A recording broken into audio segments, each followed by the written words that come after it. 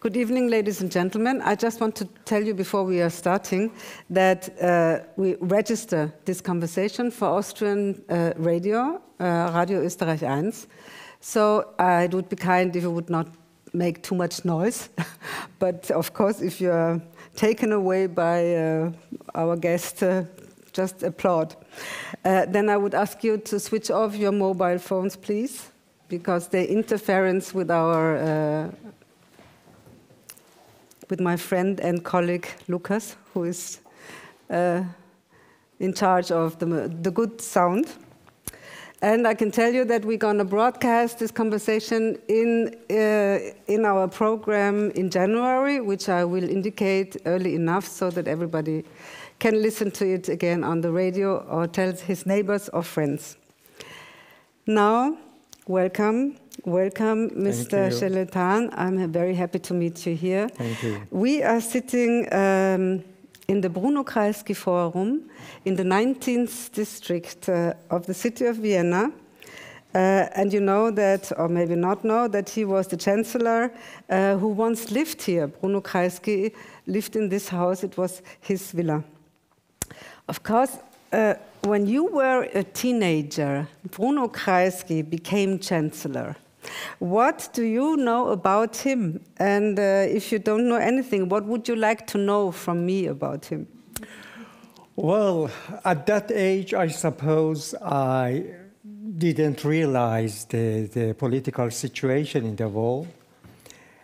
But after that, since one of my interests and occupation was knowing and understanding the structure of the political system of the world, and then I realized that Europe, at least in 60s and 70s, and even after that, had three significant figures in politics, which one of them was Willy Brandt, the other one was Bruno Kreisky, and the latest one that I could understand and realize his position, his political position, was Olof Palme from Sweden, especially because in 1983, 82 until 84, that I was doing my military service in Iran during the Iran and Iraq war.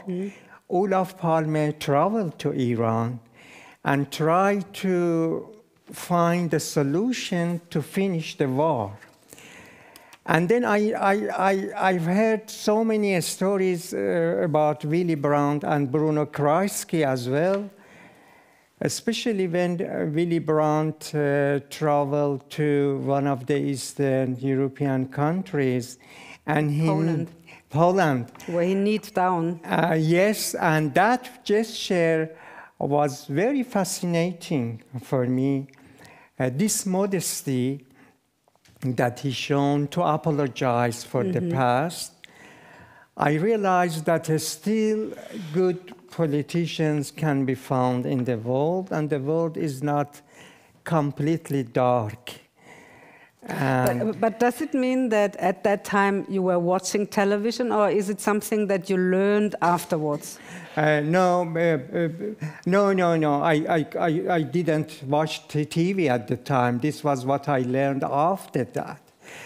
In fact, for understanding better the political scene of the world, especially because I am coming from Middle East, a center of international crisis for so many years, as it is the case at the moment, I try to understand the behavior of the West towards Middle East, towards my country, towards the other countries in the region. I was looking for the good man in the political scene of Europe, particularly. And you found these three? These three men who have done a great job regarding many things, including recognizing the Palestinian right to have their own land. Yes. And yeah. If you would have said, well, Renata, you know, I don't know anything about Bruno Kreisky, I would have said three things. I say now, he created the Austrian welfare state, which brought us Austrians, and especially Austrian women, so many good things. Point two, he who came from a Jewish family and survived the war in exile in Sweden reconciled the different political camps in Austria after the war. And three, Bruno Kreisky stood, and you mentioned this with Palme, Bruno Kreisky stood for an active Austrian foreign policy of mediation and peace. Exactly. And this is why it's every time an honor to be in this house, for me. Of course, for everybody, I suppose. These three elements that you mentioned, of course, two of them was regarded to the internal affairs. But what was most interesting for me was his foreign policy that could be involved in Middle East as well. And was. And I always remember him as one of the big names in the contemporary history, of course. So, Bruno, we think of you. Yeah. And he welcomes you, I know that. Yeah.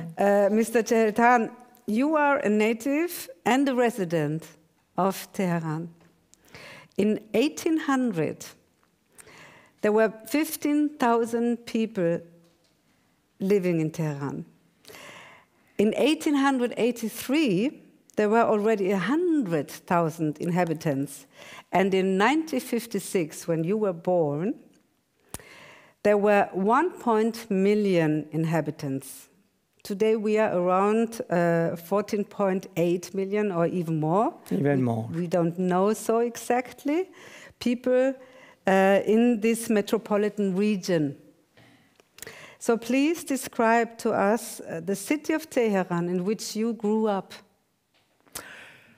Well, you know, I was born in 1956.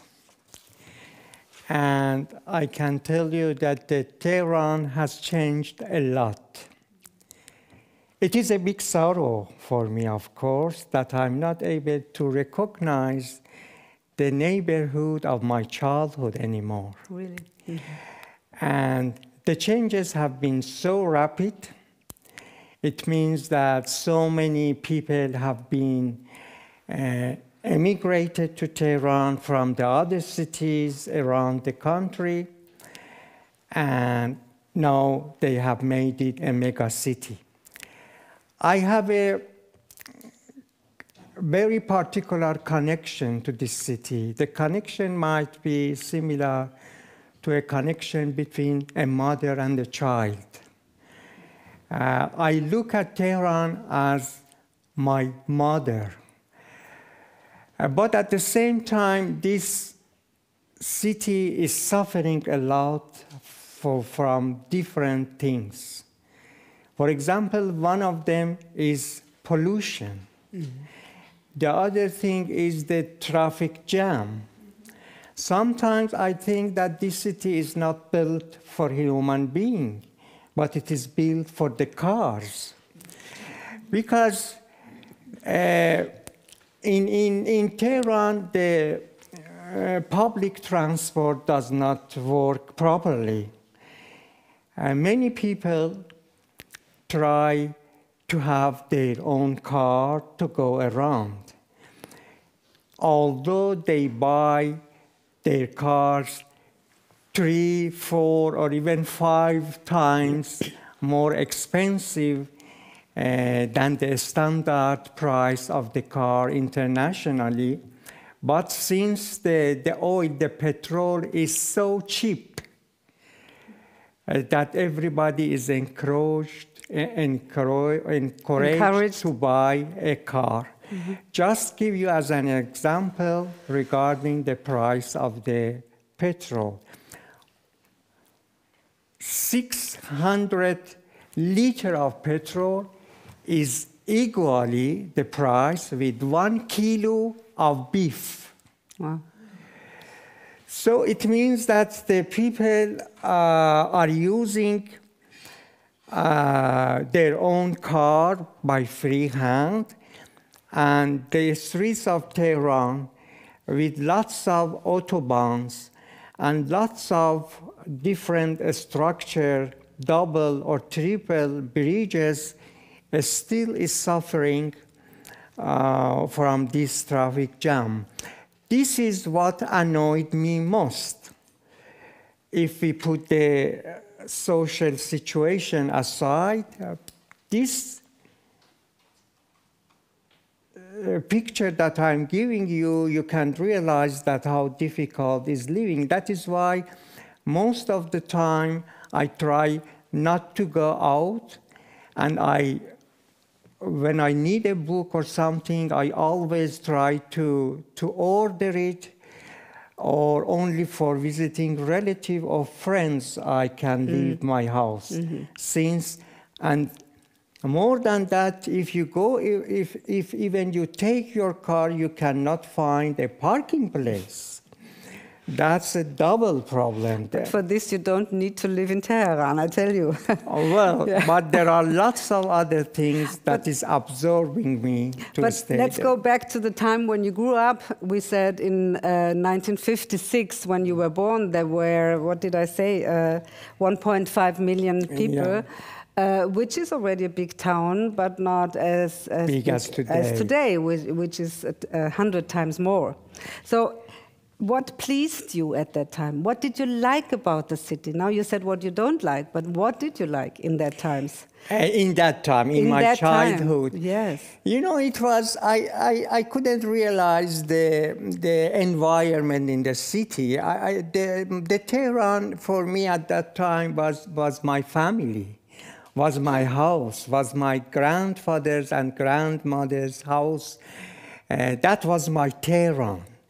And that I am losing that I have lost that Tehran. Tehran, for me, I can realize that I have not nostalgia of the past, because I know that living in Tehran for my family, for the class that I am coming from, is much easier now. At the time that I was born, during the winter, we didn't have the warm water at that house. So what was your family's position in that society? Well, I can say... Workers or...? No, my father was a technician, but of course my mother was a housewife. We consider ourselves as a member of the middle class. But there was a general poverty comparing with these days at those times. I mean, I do not regret the past. I know that the life is much better now for many people in some regards, but not in every aspect of the life, of course. But nowadays, I believe Tehran is still the cleanest, the greenest city among the capitals in the Middle East. If you compare it with other famous big cities like Cairo, like Istanbul. Istanbul is beautiful as well, especially because the sea and the rivers and all of this. Tehran is maybe the only capital in the world that has no river inside. But still, Tehran is a clean and a green city. Which we would not expect to think. You do not expect many things from my country. Very true. This is very true. Yeah. Let us talk about your life a little bit more. We know that it was your sister who introduced you to Western literature, and maybe even to Persian literature at early age, as I understood. And we know that it was your mother who took you to cinema. Yes. Actually, we don't know so much about your father. You said he was a technician. What role did your parents play in your life, besides the fact that they were your parents? Meaning, what were their political views? What parental values did you grow up with? My father always was very critical to the situation. he was very sensitive to corruption, for example. I remember when I was a kid and when we were through the streets, if the workers have been digging someplace to do something, some construction or something, and it took weeks and months and sometimes years, and my father was always complaining that those who are controlling this sort of project is always thinking about the money. They want to fill their pocket with money. They are not doing something in benefit of the people. He was always critical to the political or social situation. Even he was critical to the Iranian behavior and customs and beliefs that sometimes he presumed that as irrational. So I was grown up with a father that he was very critical to his environment in many aspects. Does it mean he was not happy with his life? He was happy with his life, but he was not happy with the social circumstances in Iran. So he taught me that I was look at the situation with a sort of critical eyes to see what is the deficiencies of what is going on. So this curiosity, this looking critically to everything, maybe this is what I have learned from my father. So being a critical citizen of a country which, in his view, was corrupt, yes, for most of the people there. Most of your childhood and adultery, you were living under the Shah. Yeah. So can you describe this for us too? I mean, here are many people that are Persian, but there are also people, Austrians, that don't know this time, the feeling of life, and especially people that are listening to our program have not so much knowledge about it. Okay, but you know, maybe I was in high school that I could feel and realize a little bit about the political situation. And the point was that I remember once somebody gave me a book and he told me that you should keep it hidden somewhere under your jacket to take it home. And then I asked him why it is the case, why I should hidden this book, and he told me this book is forbidden. And then I took that book to my house.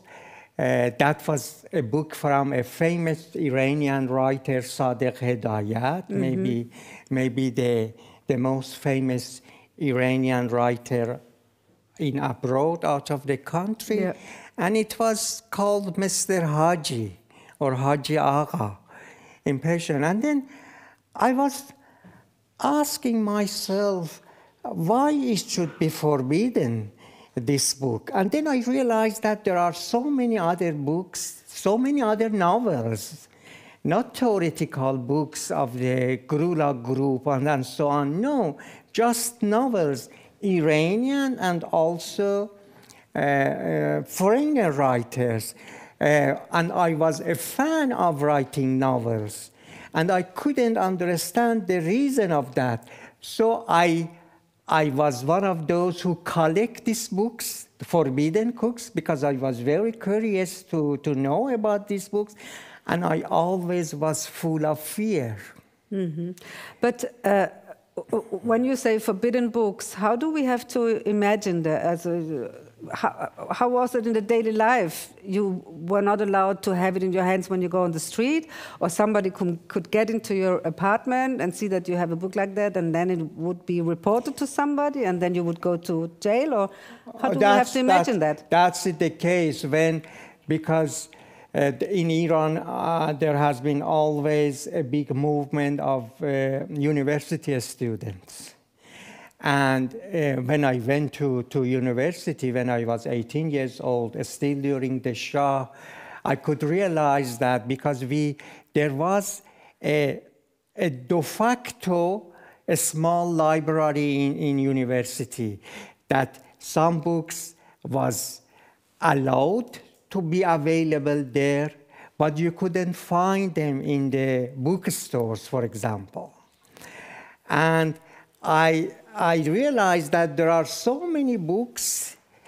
For example, we have another big name in our contemporary literature, Bozorg Alavi, who used to live in Germany since the American coup in 1953. All of his books was forbidden, and he was one of the most important novelists, Iranian novelists. And there were writers in prison.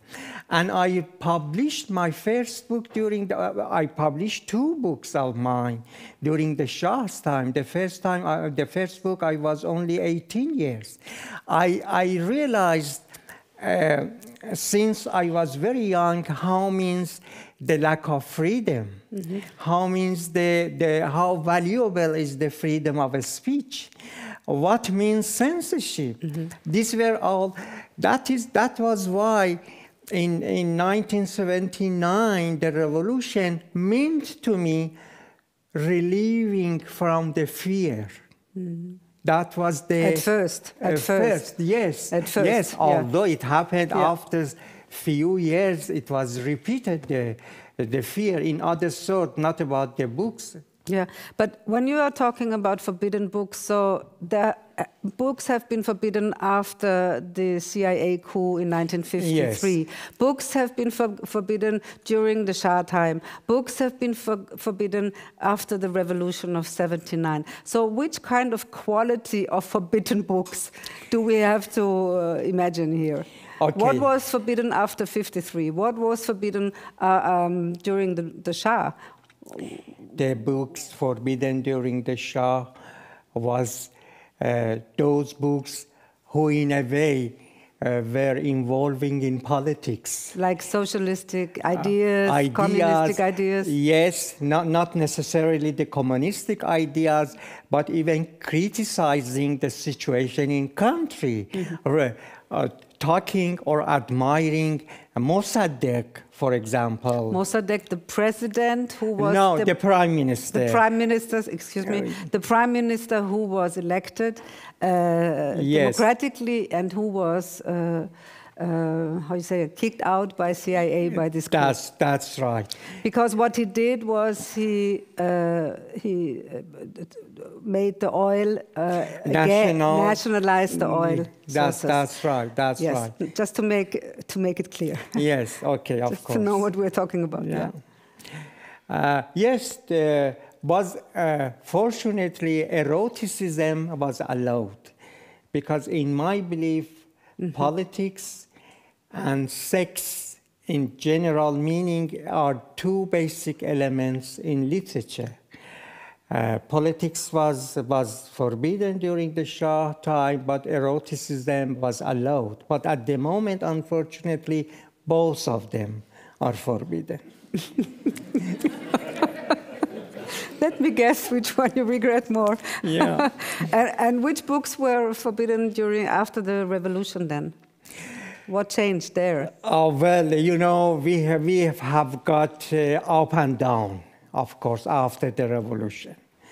The first few years, there was no control on any book or on any artistic production, although time to time there used to be, because the communist Marxist nationals are very active after the revolution for 1 or 2 years. Yes. There was no legal and administrative control on them, but there were some organized pressure group that used to attack them, attack to their meetings, attack to their offices, and to loot them and to annoy them.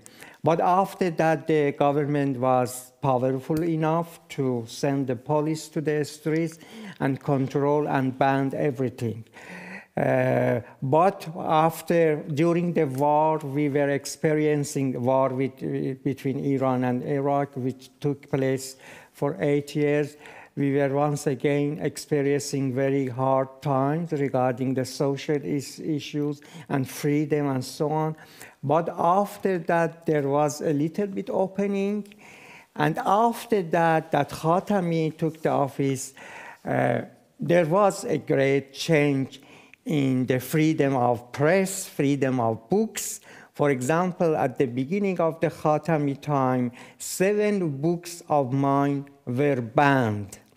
But during Khatami, all of them could be published, although with some censorship. Yep. Some lines, some words, some chapters.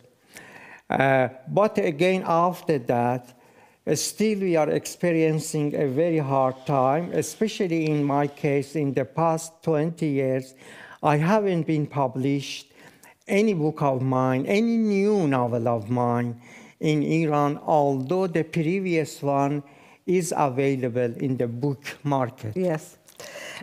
You began writing your first texts as a teenager. You were like 15, 16 years old. And what did you know at that time about classical Persian literature, which you say was stripped of its significance after the end of the Shia Safavid rule in the middle of the 18th century, 1700 something?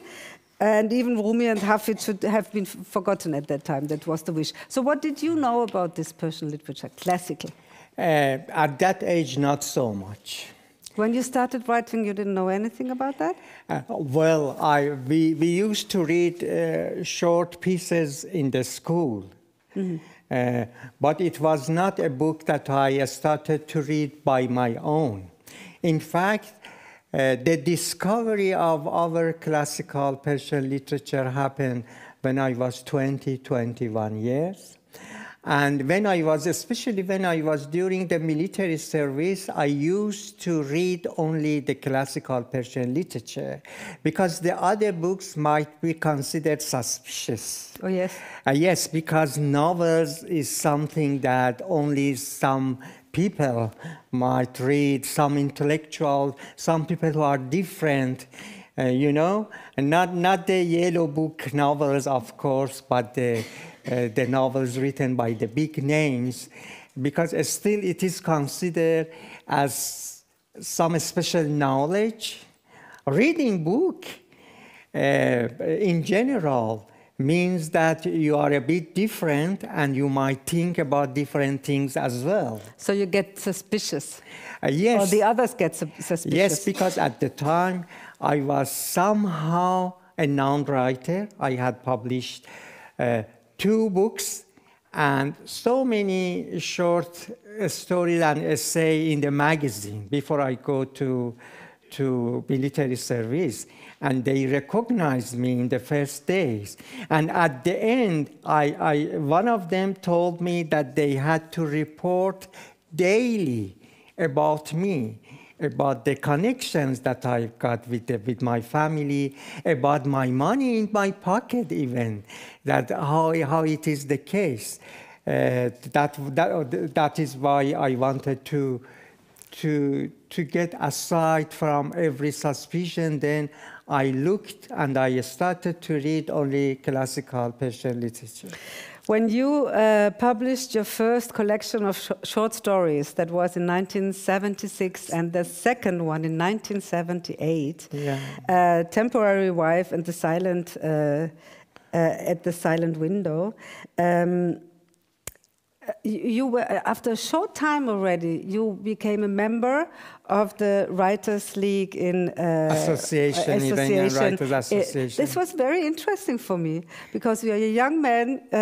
You have only written some short stories and published it in a collection, and zack, already you are a member of the yes. association. How come? Because I received good critique and good reviews in the magazines and papers, and I was admired for my talent at the time. And were you surprised that you were admired all of a sudden? I was in a way, but at that time, you know, I didn't know much about the writing as a profession. Yeah, so let me ask you something.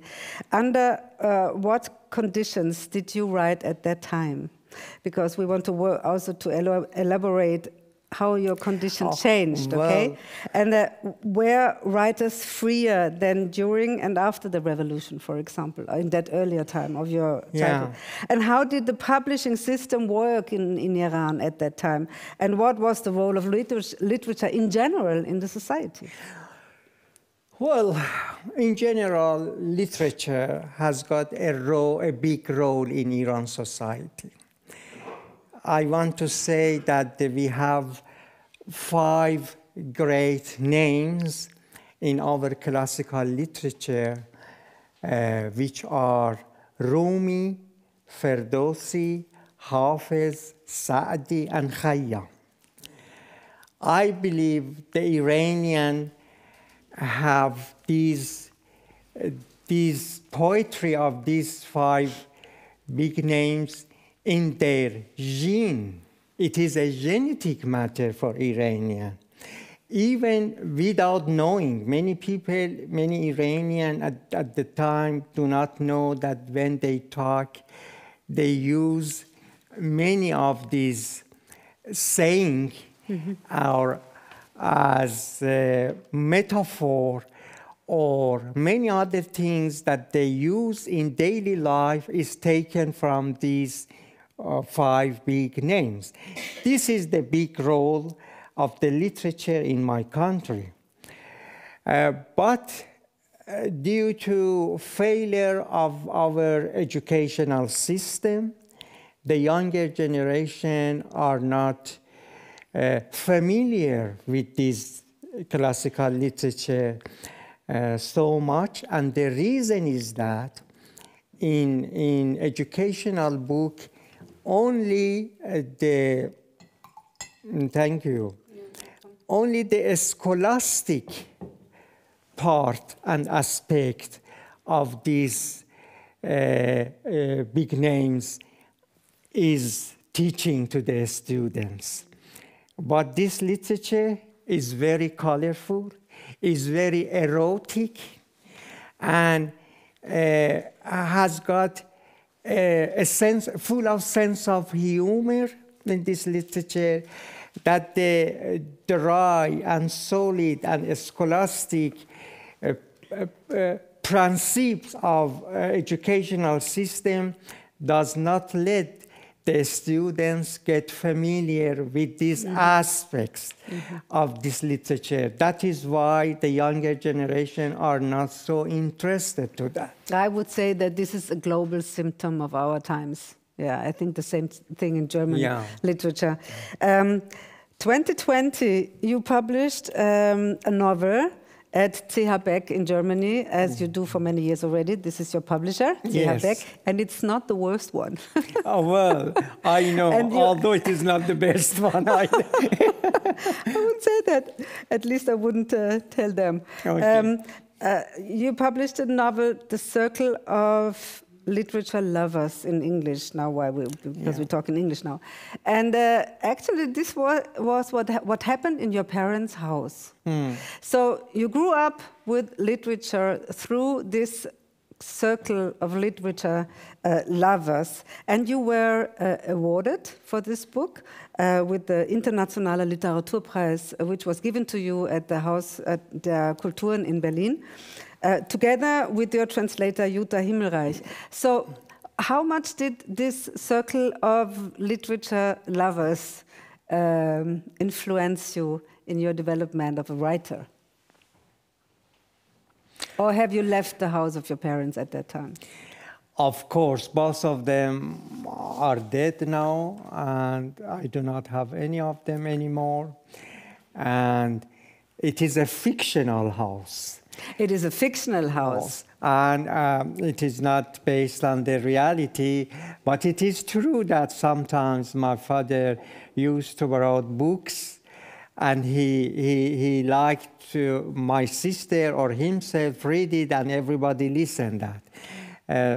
Some not classical one, but there was some soft romantic literature of Persian that he liked so much That was the only memory that I have got from my So you were not inspired by your family? No. So I got that wrong?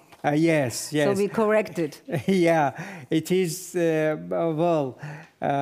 predicted to be. Yeah. You led me there. Oh, well, yes. I put something from myself in the book as well, like the happening of the bus to Armenia, that there was a plot for killing us. And at the end, it is finished with the murdering of one of the members by the security police of Tehran. These are part of the reality, of course, but the other parts are all invented by writer.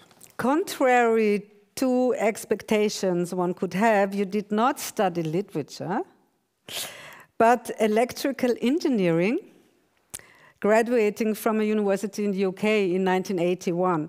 Was the choice of subject a precaution, a way of leaving the country, or of being apolitical, or was there any interest that came from your heart?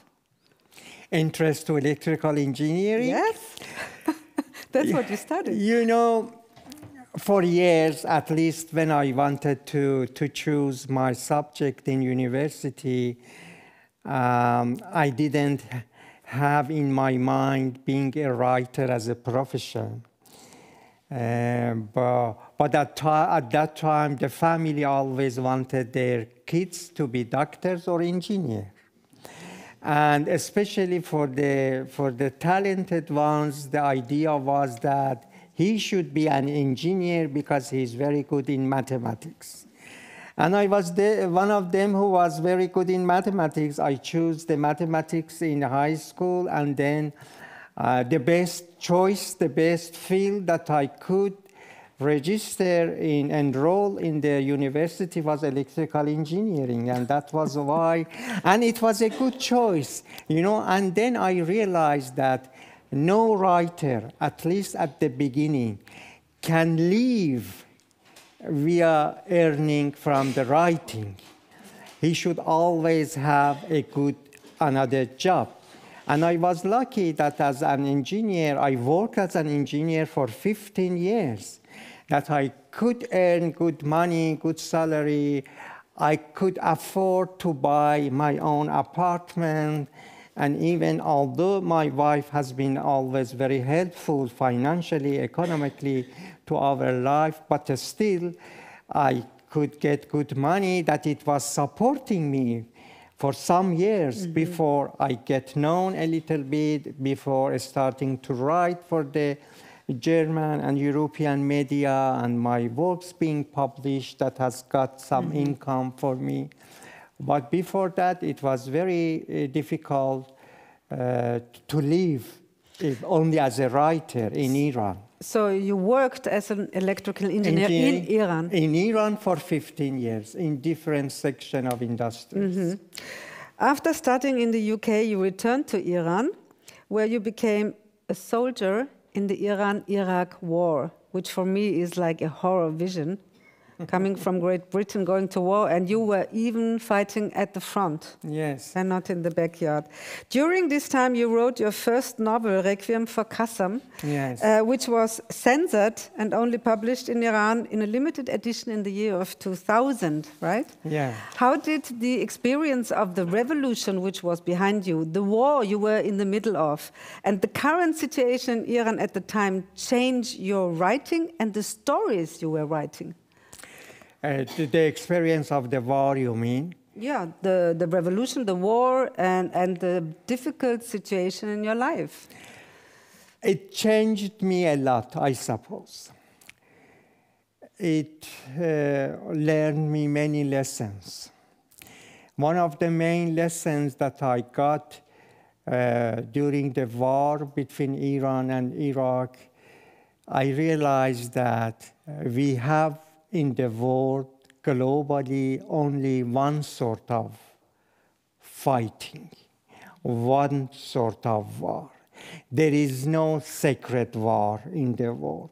War means to get you ready to kill the others. the other that might be exactly similar to you, exactly somebody like you that before the war was a worker, was a driver, was a university student, a normal man. And now he is forced to come to the battlefield to kill the others, especially because we could, in the front war, we could see the Iraqi TV as well. And I realized that the same propaganda is going on in both TV. Very, very similar to each other, with a little bit difference in wording. Yeah.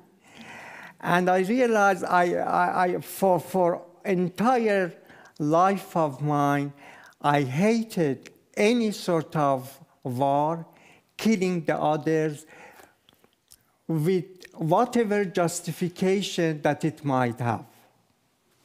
Would you have ever thought that you would see such a situation again? It is my nightmare that once again we want to experience such horrible times. I think that the Iranian people have no other capacity, even for one single day, to tolerate another one with anybody in the world. And it would be a very big mistake that will, this time, will convert the Middle East to a hell, a real hell. Because in my opinion, this time it wouldn't be only Iran. The whole Middle East will be involved. And that is a big nightmare of mine. Yeah. I think for a lot of people on this planet. Mr. Cheheltan, in 1988, there were several thousand executions of political prisoners and opponents of the regime in Iran.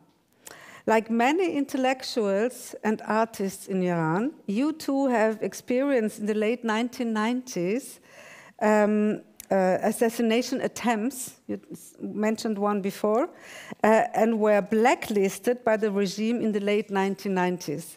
In 1999, at the same time, thanks to a grant, you were able to live in Italy for 2 years with your family, your wife and your son, as a writer in residence, where you wrote the first volume of your Tehran trilogy, Tehran City Without Heaven.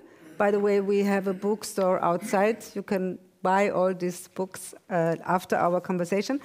City Without Heaven, later followed by Tehran Revolution Street and American Killing in Tehran. Why do you still write about the country that tried to kill you and that persecutes, tortures, and hangs so many of its children? We remember Gina Masha Amini and the movement around her death in the year 2022. Why do I write? Why do you still write about this? Well, I will keep writing as long as I can. I write for the language. And then I write for the people, not only my own people in that country, but for the whole world. If even a regime is there who killing everybody, if I am the only one who survived, I will continue to write. This is the only thing that I can do opposing the situation. Writing for me is a sort of arm, in fact, against the situation, the horrible situation that we are facing with.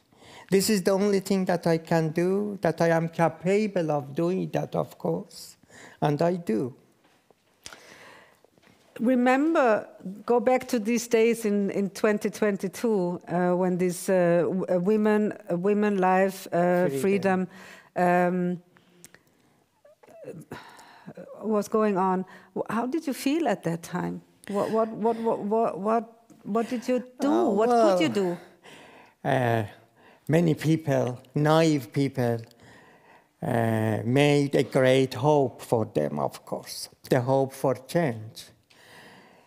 But I knew already that nothing radically will happen. Even some people in Iran were arguing with me. They were negotiating with me. They would say that in 6 months it will be finished. I said, no, it is impossible. Even they wanted me to declare a number, a year for the finishing the regime. They asked me, okay, if not in 6 months, do you think that in 1 year it would happen, or in 2 years? I would say, okay, if this movement with this strength go on for some years, something might happen. But the regime, the situation, the army, and they are not so weak to be defeated, to withdraw from the situation by the demonstration of a few thousand, you know, although they have the support of many people, but it's not never enough for a radical change, because I believe that the civil society should be matured first for any meaningful and profound change with emotional demonstration of young generation. It is important, it is valuable, it is admirable, but it is not enough for a radical change in a country like Iran with the political power structure that we have. Mm-hmm. It is not realistic that we say that it would happen something radical with some movements in Iran. No. And how can we connect all these terrible things that we saw 2020 and 23? I mean, I could point out now several scenes that I will never forget in my life. How can we connect that to the oil? Well, that is a good question, because many problems in my country historically in 20th century comes from this point, from the oil.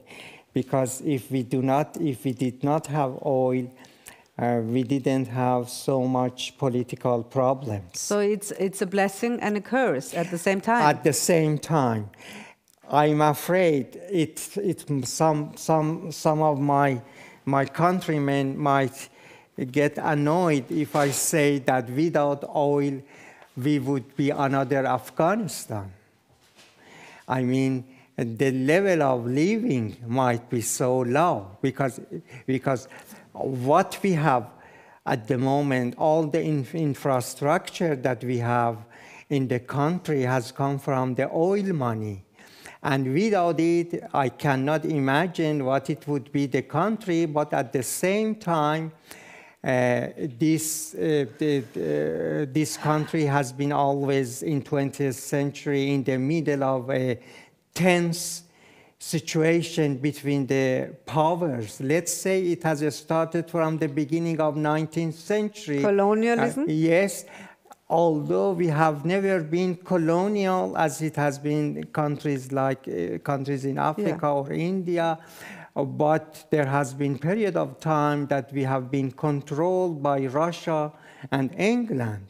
Totally, they were those who nominate the prime minister, for example. Yes. Even they have a lot of influential attempt in changing the monarchy from Qajar to Pahlavi.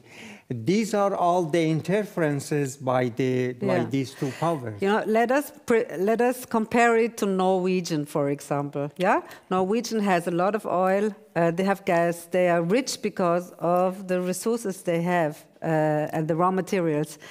And Norwegian women are not killed if they have no, I don't know what on their head. And people are not imprisoned for reading books or writing books or not reading books or not writing books. So what makes the difference? Do you think that the colonialism and this time of colonialism or this control over Iran is the reason why, although other countries also have raw materials, the situation in Iran is so cruel because of the oil? Certainly, absolutely, for sure. Because, you know, it started first when Napoleon wanted to cross Iran. Napoleon? Napoleon. Oh, you call him Napoleon? No, that's also nice. Napoleon wanted to cross Iran to go to India as the land occupied by the... I mean, this game between the powers started between the big powers at that time. It started from the beginning of 19th century, that three countries were involved: Russia, England, and in some extent France. And yes, it has been always a field game for the superpowers, this country, for 2 centuries, actually. And this is the most important reason, the biggest reason behind of all of the problems in my country, in my belief. And not only in your country, I would say in the whole region. Exactly, exactly, because I was studying and reading the history of the region in the 20th century, and I realized that without interfering of these powers, the situation could be much, much better in the Middle East. This is my own conclusion. You, Mr. Cheheltan, have had the good fortune of receiving many grants abroad. You were in Berlin in 2009 and 2017. You were in Ghent in 2013, and you were in New York the same year. You were at the Villa Aurora in California, which was the house of Leon and Martha Feuchtwanger when they were in exile. Many texts of different genres were written during this time, of course, by you, essays, novels, articles for newspaper, etc., and so on and so on. How have these stays abroad been reflected in your literary work? What did they give you? Not so much, really. Not so much? Not so much, because, you know, the atmosphere of Europe is not something new for me. But always reading a book from the Western writers is an adventure for me. This is something that is possible when I am in Iran as well. But in fact, to have this fellowship and scholarships is a very good opportunity for me to have peace of mind for a while, to get some money, of course, in each case, and to write wherever I am in these positions in these countries.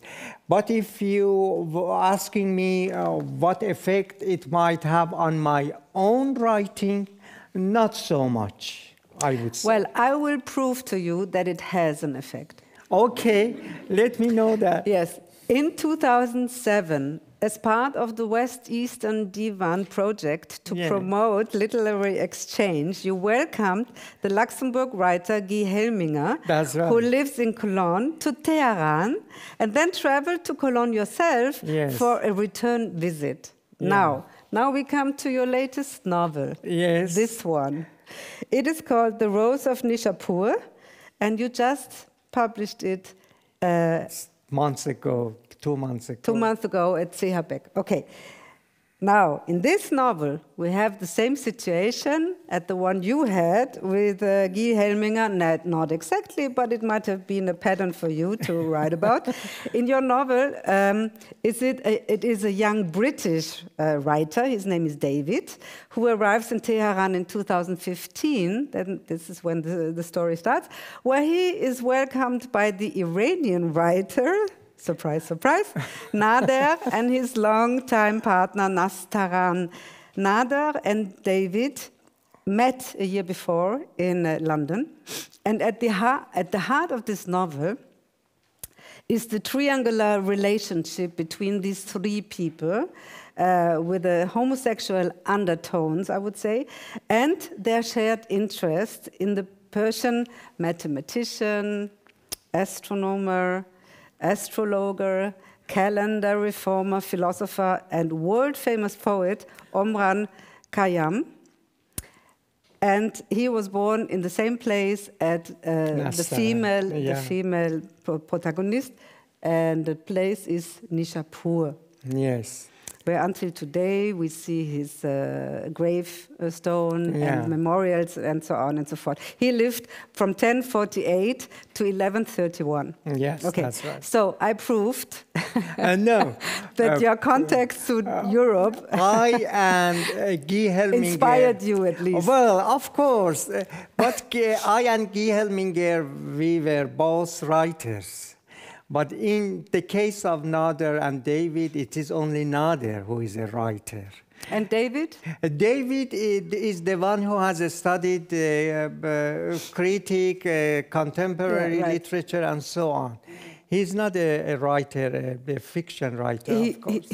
He did that what you didn't do. Oh, yes, maybe. So can you tell us about the initial idea that led you to this novel? Well, maybe as a secondary theme, of course, it was Khayyam. And building a story upon Khayyam, you need to have a drama.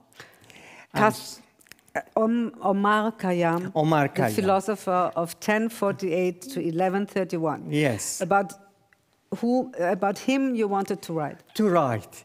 Because for me, Khayyam, in this certain moment of our history, not only in Iran and Middle East, but the whole world, has got a very special meaning. Mm-hmm. Because Omar Khayyam, philosophic approach or attitude toward the life was a combination of pessimism, Epicureanism, fatalism, nihilism, and above all, hedonism, which is, and also the religion skepticism is very significant in his poetry. Mm-hmm. I wanted to, and I realized that, and I think that his ideas and his beliefs is in a very sharp contrast with the principles of the fundamentalists these days, not only in Iran and Middle East, but also in the whole world. I want to remember ourselves once more that to have blasphemous beliefs can be possible. And not only, although Khayyam used to be a thinker, but everybody can have this right to have blasphemic ideas and beliefs. And because of this sharp contrast with this principle of fundamentalism, it was for years that I wanted to build a story around this idea. But of course, it couldn't be the main plot of a story. In fact, the Khayyam was a pretext of narrating a love triangle story. I would say that what I really regretted reading this book, your new book, was that what's her name again? Tehran wasn't the one who would discuss philosophical questions. Mm-hmm. Instead, Tehran is in one certain part of the novel you wrote, most of the time when the two men talked about Khayyam, she couldn't say anything, so she was quiet. And I was like, why would you deny, maybe not, but I see it like this, the capacity of women to talk about philosophy, mathematics, astronomy, and so on and so forth? Why did it have to be two men? Because these two men were experts. It doesn't mean that men are always experts. Not always. She could have been an expert. You created this figure. Okay, if you have read my other works, you can realize that sometimes the woman has got great role in my novels. It doesn't mean that always they are in a lower position comparing with the man. No, it is not the case. Please do not conclude in a feministic way. No, it is not the case in my ideology of writing. No, you know I had to pick you a little bit. Okay. Okay, so let's be friends again. We are. Yes. Mr. Cheheltan, let's talk about the two novels that we haven't mentioned yet. There are a lot of others that we didn't mention yet, but which reflect, in my opinion, exciting historical events, and in some ways reach into our present time. Mm. Yeah? The novel *The Calligrapher of Isfahan*, which was published in 2015. And which is for the first time. For the first time, yeah. Which is a story of survival and love, set in 1722, and which is also telling the story of a war that Afghans are invading Isfahan, and you don't forget to tell that they have no shoes on. Oh yes, that's what the people said at the time. And the second novel is *A Love in Cairo*, published in 2022. That's right. And this is set in Egypt in 1947. The protagonists are the new Iranian ambassador, a female Jewish person converted to Islam, and an Indian philosopher, an elderly man. So it's about Orient, Occident, Israel, Palestine, and it's, of course, about love and sexuality. These two books have also been published in Germany and northern Iran. So my question now is, why does the history of the Middle East play such an important role in your literary work? And why sexuality? Well, because both of them are very important in my view, in our life in Iran, in our life globally. To find the roots of problem, always you should refer to the past. If you realize and analyze good enough the past and what has happened already, maybe you can find or you can understand the contemporary situation better. Without knowing the past, without learning lessons from the past, you will not be able to resolve your problems that you are facing with. That is why I refer to history. For that particular novel, Isfahan, I wanted to show that it is not the first time that mullahs and clergy has got the political power in Iran. Yeah. And I wanted to show that where are the roots of this power that we are facing at the moment. And at the same time, there are some other issues in the novel, like starvation and famine, and the role of the art at the time of the famine and starvation, and also, like always, the love story. And regarding the eroticism and sexual issues, I should say this is still in Iran a big taboo to talk about it.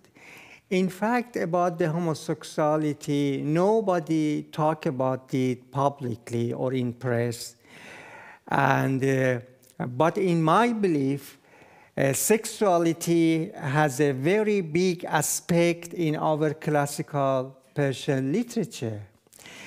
Not only the erotic scenes, but also I can say some pornographic scene. For example, in Rumi, that in some translation which is done by European, this part most of the time is neglected, or sometimes it is not translated into German or French, but it is translated in Latin. That not so many people can read it. But this is some part of our heritage, literary heritage. I wanted, and the Islamic Republic is very sensitive to the eroticism in literature. And sometimes they say that, okay, you writers are affected by the decadence of the Western ideas, but they do not know the background in our history of literature. I know that literature in Europe has been very much moralistic, let's say. For example, it has never, this literature in West has never talked about the homosexuality before Balzac, Sarrazin, that it taught for the first time the love between the same sex is talking about. But this issue has got 1,000 years background in Iran. So you would say it's one of the legacies of the Persian culture, right? Yes. And it has also an aesthetic touch, a poetic touch. Of course. Always the static side of everything is important for me. Which we cannot see today in the way women get treated from the mullahs today. Of course, but you know, the life is very, very much different from what mullahs want to be in Iran. Yes, they sometimes beat the girls, but at the same time, thousands and let's say millions of women are living in different cities of Tehran in the streets without hijab. In some rare cases, they might be beaten or arrested or harassed. Yes, many things are forbidden in Iran, but it doesn't mean that doesn't exist. Of course, yeah. Of course, sometimes here in Europe, women that are solidarian with women in Iran would see much more of these crimes. And you would now say they are not so often, so I can judge it. I can just believe what I see in the social medias. That is true, and you should believe that. And I think that every woman who dies is one woman too much, of course. Yeah. And you have the same opinion, of course. Yes, it is true what you see in the media, but I mean it doesn't mean that the women are scared of going to the street without hijab. Thousands, 100,000 of them goes to the street without hijab, at least in the big cities. Many young generation people live together without marriage these days. The white marriage, so-called. White marriage, it is called in Iran. We read it also in your book. Yes, alcohol is forbidden, but some researchers shows that it takes in average only 17 minutes since you order the alcoholic beverage until you get it in your step door. Khayyam has written a book about how to make wine. This is our tradition. This is our background. Mr. Cheheltan, like all writers in the world, you are asked about the present, about the real life beyond literature. And my question is it the writer's task to explain the present outside his literary work, or beside his literary work? And if so, how do you explain the Iranian present to us? I heard some interviews. You always ask, please explain us what's going on in Iran. How do you explain us the brutality of the system? How do you explain us the fear of war? How do you explain the contempt for women? Well, and why? I think I should have hours of time to talk about each of these issues. The life in Tehran is very difficult, but it has never been impossible for me. The daily life is a daily challenge. You should face with many other things. You should be worried if you have a young wife, a young girl in the family when they go out. You never know what might happen for them. The Iranian girls and young women are very militant. They do not escape from the situation. But as a father, as a brother, as a husband, of course, you could be worried about the situation. This worriness about the insecurity, this worriness of the Cold War, which is getting hot war at the moment between Iran and Israel. It is a big concern for everybody in Iran. High inflation, high employment, corruption, drugs, and so on. You can add to all of these problems. But you know, this is our homeland, and I cannot leave it. I can be shared. I want to be shared the whole brutality, disasters, and difficulties with the other people of that country. That is why I stay here. Of course, I do not condemn, not at all, those who leave the country for a better and safer place to live. This is a free choice that some people, although it is right that many others want to leave countries if they can. You know, it is not so easy. You need money. You need money and many other things that makes it possible for you to leave the country and go to other places. This is what I can describe about the situation in Iran and about the women. This courageous that you see from the Iranian young woman and girl is not something new. I can say it started after the revolution. They came forward gradually. It happened the first or the second decade after the revolution. It was realized that 2/3 of the university students are girls.